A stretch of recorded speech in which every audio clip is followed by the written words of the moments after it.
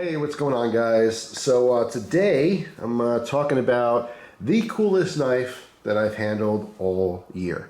That's right, I've handled tons of knives this year. This one is the most fascinating, the coolest, and probably one of the sharpest, at least the top 5 sharpest knives that I've had out of the box for 2022.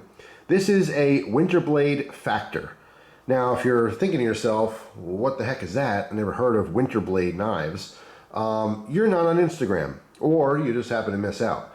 So I had this conversation with someone about a week ago or so. I was talking about how Instagram has exposed me to so many different knife makers. There's really a ton of makers doing really innovative stuff, and I never heard about them. Not talked about on YouTube, at least the stuff that I watch. I am a little bit departed from what I used to watch on YouTube. I used to watch a little bit more knife content. But because I do knife stuff all day, and I'm testing knives constantly, and I'm talking knives with people all around the world, literally every single day for hours, when I watch a video on YouTube, occasionally I want to watch something that's unrelated to knives. There'll be some random stuff, or some coin stuff, or silver stuff, or maybe some kind of murder mystery story or whatever. I watch all kinds of random crap.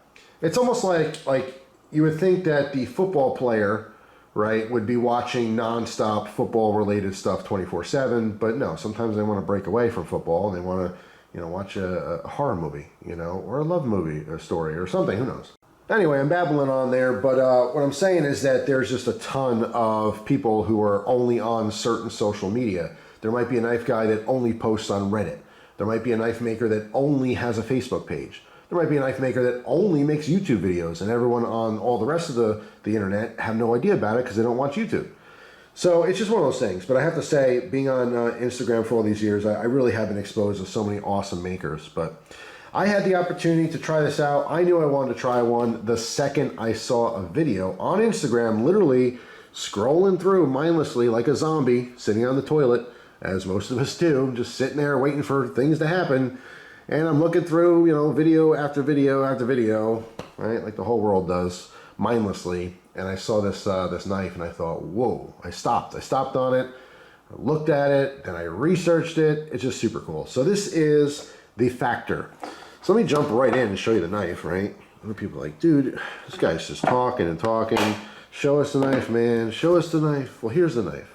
Here it is. One of the versions, by the way. This comes in different colors and different looks. We have carbon fiber back, titanium front. We have this really interesting mechanism, so you push in on that, and that's how it opens. Then to close it, we have this little kind of lever there. You push that lever in, and it closes. Open, close, open, close, open, close. Pretty interesting. So this works with magnets, okay? There's a magnetism design going on here. Of course, you can follow his stuff. I don't know if he quite explains exactly how it works or if it's proprietary or not, but that's how it's working. You're getting your, the design here utilizes the magnets. I don't know, you can probably see it in the frame there. That's what's keeping this blade shut, okay, is the magnetism. It's what's creating the pressure, okay, so that when it does break that magnetism, it shoots out really fast. And it's really cool. I think it's awesome. So this one is in M390. This blade is super lean and ridiculously sharp. I should have grabbed some paper. Hold on, I got something here I can cut. Actually, some newspaper. Give me a second. All right, so we got some newsprint here. All right, just give you an idea of that blade. It is ridiculously sharp. All right. So yeah, this thing is crazy sharp. It's at that point where it's almost a little bit scary. There's knives you have sharp, and then you have like super sharp, and then you have the, let me be extra careful so I don't accidentally lop off a finger sharp.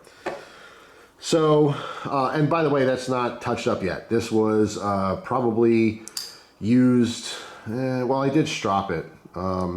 This probably had a total of 3 weeks carry time, a little bit on and off. There was 2 other knives I was carrying at the same time after I got this one. But I did strop it up, and then it was EDC'd maybe 2 or 3 times after that. And I know it was definitely used twice. So it's not, you know, perfectly touched up, but it is ridiculously sharp. Huge fidget factor, by the way. Just really fun to open and close that. But anyway, let's get into some of the details here with that paper. All right, so we got a magnet, we got a little sticker, a decal, and then we have the little certification card here. This is the factor. This is batch number 1, all right, from Brian Winters, B-R-Y-A-N, Winters, and it is, again, Winterblade if you want to look them up. All right, so here's the paperwork that comes with this knife. You can go ahead and pause your screen there to read this. This is like kind of the break-in, what to do, what not to do. You can pause there. You can pause there, and you can read all that stuff another time, instead of me sitting here and reading all of it. Totally unnecessary.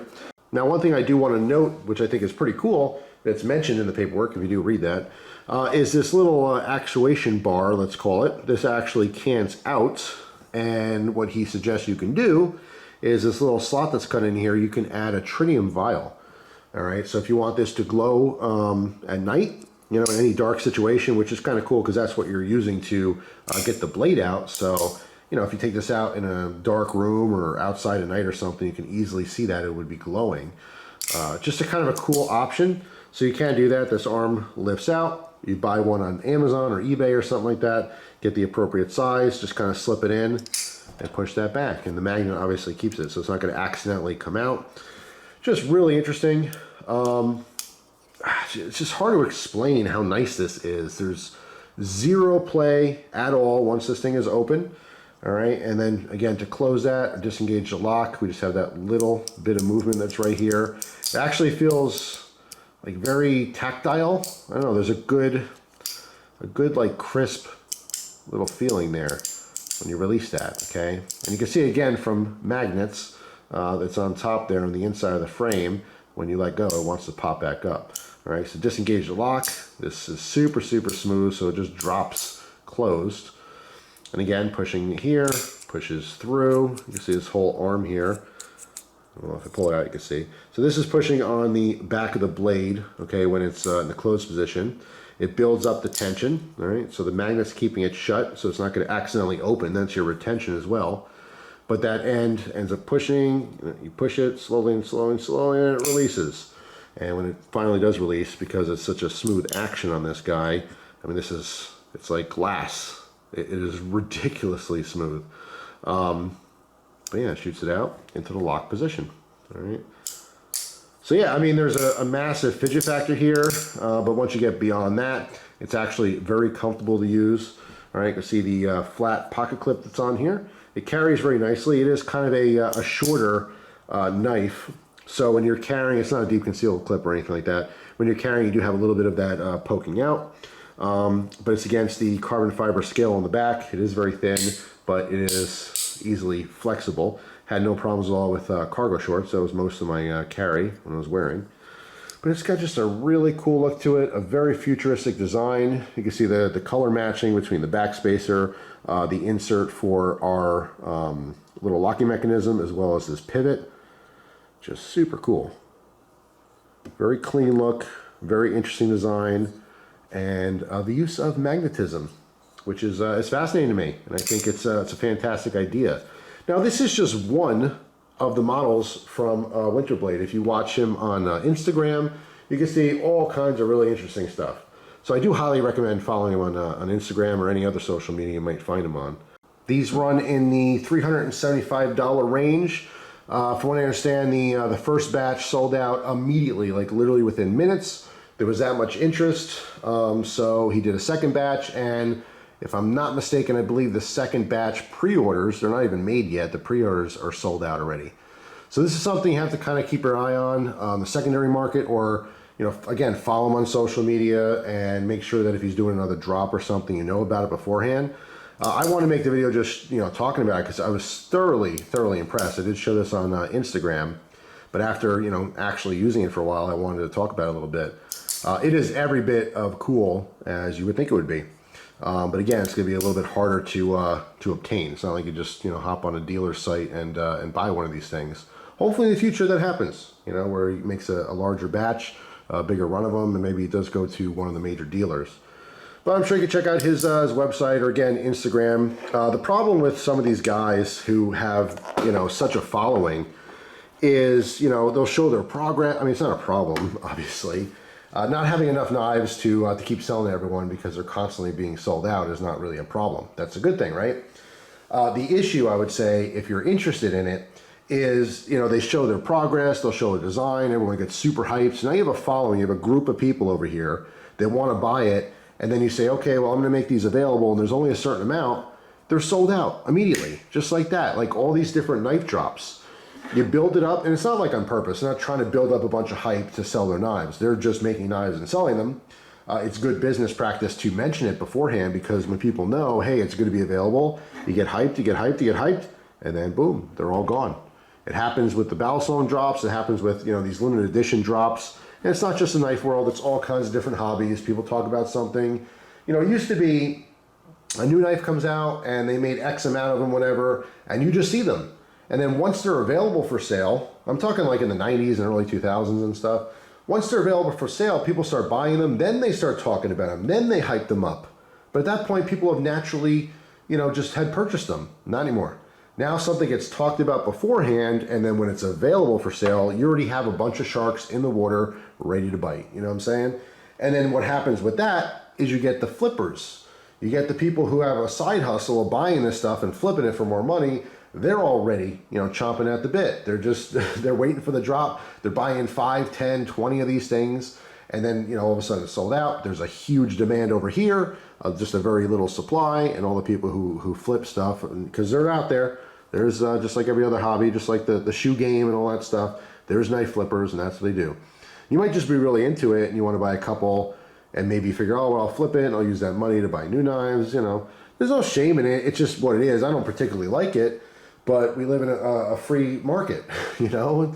So unless, you know, a company or a dealer, you know, puts a limit on how many you can order. But look, they're there to sell them too. They're there to make money.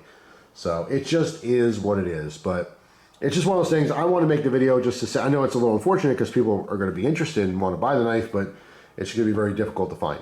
All I can say is I wanted to expose Brian and his work. I think it's really amazing, and that's why I want to make this video, just to say he is really amazing and the knives are really, really interesting, and just to keep an eye on it. You know, I love to see some other stuff that he's done, and I love to see, you know, this particular knife get in other people's hands. So, you know, as time goes on and more batches are made, I'm sure more people will get a chance to try it out.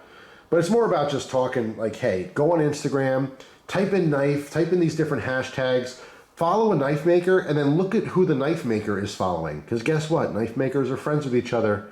So look at who they're following, and then follow those knife makers. You might be shocked and surprised at how many awesome people are on there. So many different designs. There's someone else, I don't want to mention him yet. I really, really want to get his work. He does some incredibly fascinating knife stuff, but I have yet to be able to get hold of any of his work. In the future, I want to make a video on it. That's why I'm not mentioning who it is yet. But Instagram, he's all over Instagram. Can't miss him. So yeah, I mean, it's kind of a tight-knit group. This guy follows this guy, and they talk to each other, and it's all very friendly. You know how the knife industry is. A lot of these makers, even though they're literally in competition with each other, they don't really act like that. You know what I'm saying? They're cool with each other, and they bounce the ideas off each other occasionally, and they congratulate each other. Hey, you know, it's awesome design, good job, and check this out, here's what I'm working on. So it's really cool. It's nice, like camaraderie.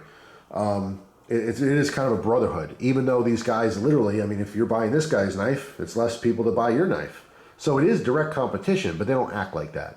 They're not opposing teams. They're all just enjoying making knives, and that's what they do. They have a passion for it, which you can really feel in their work. But anyway, that's it. That's the factor. It is very, very cool, and hopefully will be more available. And you never know, maybe they'll work with you know, a different manufacturer in the future to have a production version of it, so you can try the design for less. I always love when that happens too. It's traditionally how a lot of designs end up on the market. Companies like Spyderco and Benchmade and so forth, I mean, they have a lot of custom makers that design knives for them. And sometimes there'll be a cheaper production version of a custom knife that's been popular. That's how I've seen the knife industry ever since I got into it. So, but you never know. Some of these guys who are a little bit smaller, they like to just do their own thing, and they have no interest in working with bigger companies like that. I don't know, what Brian's plans are for the future, but I have to say he's killing it. He's knocking it out of the park. Just super fascinating, extremely high quality, and I wanted to share with you guys. So, in my opinion, the coolest knife, at least that I've played with in 2022. So that's all. Hope you guys enjoyed the video. If you happen to use Brian's work, you've had WINTERBLADE stuff, let me know down in the comment section what you've had and what you thought of it. But that's it. Hope you guys have an awesome day, and I'll see you tomorrow with a brand new video. Take it easy.